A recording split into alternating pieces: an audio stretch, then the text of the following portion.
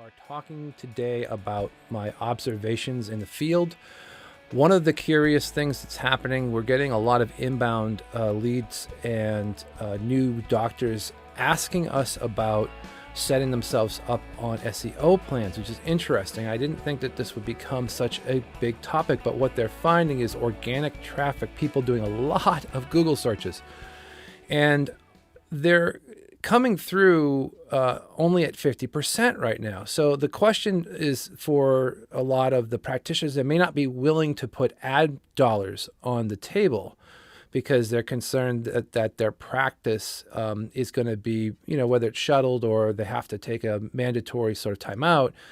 They're concerned about the practice actually elevating in the local organic rankings right now because there's a lot of practices that are shutting down, whether they're having to shut down on purpose or they're not really focusing on any of their attention. In fact, the conversation I had yesterday was a neglect conversation, which is that someone actually said to me, we've been neglecting to do any of this organic work and fixing our website so that, when we come back at full force, we actually are going to go and really think about like what we want to do, how we want to have our website presented, the content, and fix it all so that when we do come back online, everything works really well. And that's one of the sort of, I guess you could say, big question marks for a lot of the providers that are out there today is, what do they have that they could be repairing right now in a downturn? So instead of putting money towards advertising costs, where right now they can't necessarily get people in because of the the general shutdown across the country, they can actually work on their organic rankings, which is a great thing to do because now that money that would be normally assigned towards an ad spend could go right back into the long-term strategy for the practice. So that's one of the observations I've been seeing.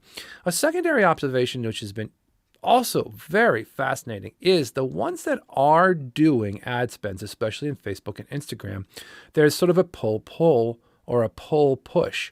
What I mean by that is that there is a pull for requests that are coming through that are for new patients, either coming through on a telemedicine app or on a traditional visit, if they're like a chiropractor or a podiatrist or some sort of regular practice that is sort of emancipated right now from the quarantine. So there are acute cases going in, but the pull is that those leads that are coming through are almost guaranteed to be no tire kicker. And that is the quintessential basis for a great campaign, is that you get a really good qualified candidate, a patient that is willing to do whatever it takes to get rid of their pain, their issue. And this is a very important discussion that you need to think about, which is all the other practices are gone or turned down or hiding under a blanket somewhere. You're up, you're running ads.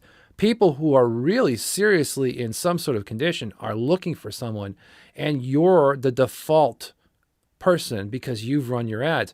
And that person's serious, like really serious. And if you're going to go out in this pandemic and you have that much pain, you are serious. You are not taking anything lightly. And a lot of people are scared to death to get things accomplished right now because they know there may be other weeks that we go through. There may be situations where they can't get in line. Who knows? They are going to take their health serious. So if you're considering running an ad right now, you are really the champion out there of your cause, because very few are running ads and running strategy. And that's just the nature of the game. There's maybe a lot of people who are just going to be too concerned about really thinking through what's happening in the patient's mind, which is that they're at an all-time hysterical high right now about if there's an injury or some sort of concern. They are looking for a solution, and they are not going window shopping. They are serious. So anybody who runs an ad who gets an inbound lead, they are converting. Very much the same with our business. If anybody's coming through to our business right now, there is no discussion about, pricing and this, and maybe I shouldn't do it, or what do you think? It's how do I do it? When can I get it done? And how long do you think it will take? And that's really what we're talking about today, is the seriousness of this approach. So be very thoughtful about what you're doing. A lot of discussion I've had with practitioners who are inbounding now is about the fact that, this is not a money grab or an attempt to reach out and sell people on additional services. This is a must do, must have, keep going. An arrow goes through time. Like, you just got to be there. So I would suggest thinking very clearly, thinking very slowly. Sit down, take a break, think about what goes through your patient's mind right now before you decide to shuttle your business or shuttle your practice, and think who's going to be the person who will show up and be there when no one else is around. It's a huge advantage. Now, I also mentioned push-pull. The other scenario I've watched, now you'd think because there'd be less advertising, there would be less cost, and that is true. The cost per lead has come down.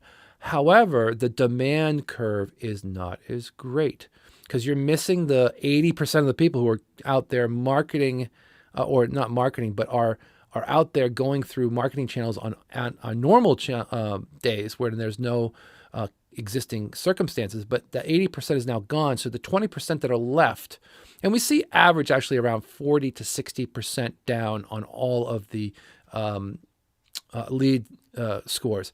So of the 40 to 60% that are there, that are still looking for services, support, or some sort of answer to their question, the actual pull of that is causing a sort of reverse engineering of the cost of the lead. So we're seeing actually the cost per lead come up a little bit. It's less expensive to advertise, but the cost per lead for actual someone who is going to come through as a patient has gone up because the quality has gone up so high. So the time on the page, the time of people looking through and making a general decision, checking back and forth and making sure they're making the right decision has increased. So you see a slight uptick actually in the cost per lead. The cost per clicks have come down. The cost per lead's gone up a little bit, but the quality has gone up extraordinarily high. Again, we're seeing almost 100% conversion right now of people coming through on these lead forms. They are super serious. So a little higher cost per lead, but it's barely noticeable if you think about this in the long run and spectrum, when maybe 2 out of 10 or 3 out of 10 will close on average. Now we're getting 8, 9, 10, like 80 to 90% closure of everything. They're really serious and they're coming through.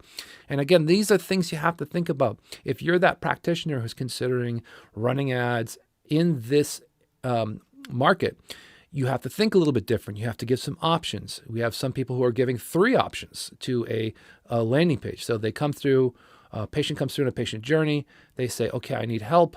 Okay, what's the thing I can do here? I can go have a telemedicine consult. I could have a mobile consultation, or I could have a in-visit office. So some of the practitioners are doing those 3 different variables so that the patient has an option based off of their, let's say, scaredy catness.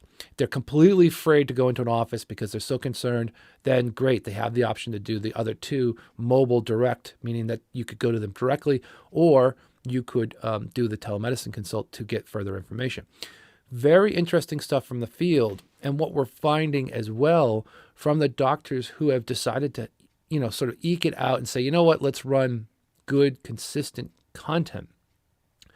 Their post has been amazing from a reaction standpoint. So if you have good content, great value, you see a lot of positive reactions. You see a lot of sharing of posts, especially when we help people out think through the models of what's going through someone's patient's mind, the practitioner's patient's mind, and really logistically kind of counter argue the fact that, this is not a forever, this is a temporary, and that dialogue needs to get through the customer's or patient's mind, that there are solutions on the other side of this, whether it's weight loss or other tertiary.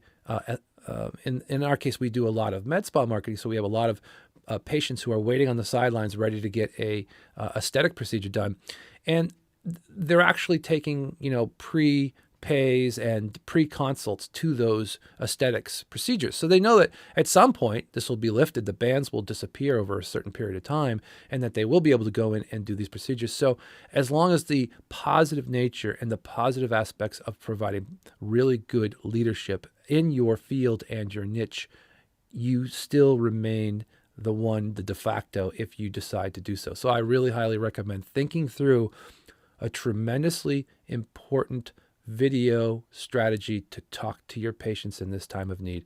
Just like you're seeing me, your patients are requiring healthcare in all sorts of formats. The major thing that we've noticed in the markets for telemedicine and telecare is that the traditional, let's just call them drive-by telemedicine, and I will say MD Live, there's a whole bunch of, I won't get into the list, but these are so oversubscribed that if practitioners just take the time to open up and say, hey, we have telemedicine available, they'll get the call by default, because the other ones who are looking to at least be part of the game in traditional medicine, I should say, where they're actually trying to compete against the other larger, like panoply of different types of medical applications that are out there, whether people looking for prescriptions or they're looking for general, health. All those are just so well. Literally, you can see the complaints in the social media underneath these drive-bys. It's like 25-hour wait, 22-hour wait. I couldn't speak with someone. When I got to speak with someone, it didn't work out. I had to start over again. There's so many start-stops because there's just not enough, and there's not enough doctors to provide the services. So I encourage you to work with a provider. We support several different platforms. Some have got EMR-based strategies within them. Some are just straight out teledoc or straight out telehealth platforms. You can even use Skype and Zoom. But I think the concept always comes down to just making sure people are aware and know that you can do this, because today patients are very, very concerned about any little thing. And if you're there to help them, you provide trust, you build a bridge. And potentially in the long run, even if this is a consult that you're not going to charge for, but there are doctors who are charging for the initial consults and billing them in parity. And we will have an expert on to talk about billing parity and insurance codes on a lot of the challenges that they're facing or that practitioners are facing on getting through regulational stuff. But the reality is that even just having the bridge to the patient in this time of need is critically important as you go through thinking the process in their mind. You have to think like a patient thinks right now. They don't know what to do. The resources are scarce. They're Googling the crap out of everything to try and find an answer. When if you just came by with a solid strategy of standing up, sitting down like I am in a video and saying, hey, we're open, come see us, have at least the opportunity to communicate that you have got some options for your patients. So think about those things. I hope this episode helps, and we'll catch you in the next one.